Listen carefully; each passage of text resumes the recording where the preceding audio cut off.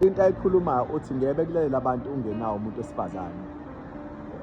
Now you can challenge lokho. Mina ngiyazi ukuthi khona abafika kuJesu bathi Jesu ngokomshado singabashiya yini amakhosikazi ethu uma ngabe ukuthi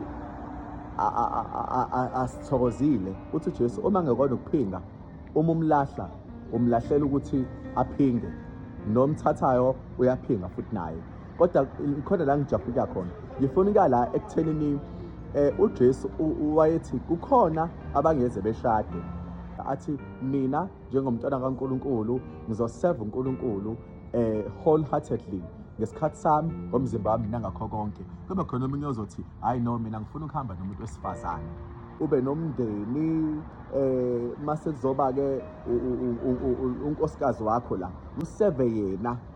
uNkulunkulu lapha abambali kakhulu, but la sithola ukuthi lo osingle okwazi uNkulunkulu ukumgijimela kakhulu nokumkhonza kakhulu ey'nhleni zonke, mase ukuthi lona oshadile uthi noma egijimela uNkulunkulu kodwa kumele aphinde afunde okwezwe ukuze aphinde ayijabulise umlingani wakhe.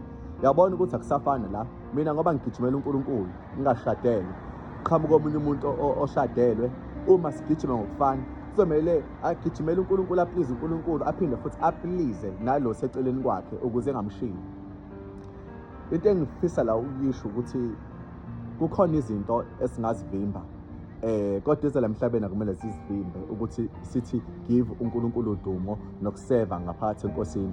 Ngiyazi-ke abanye bazophikisana nami, but engifisa ukukusho la ukuthi izinto zonke uNkulunkulu azenzayo right now izinto ezizokhulula thina abantu.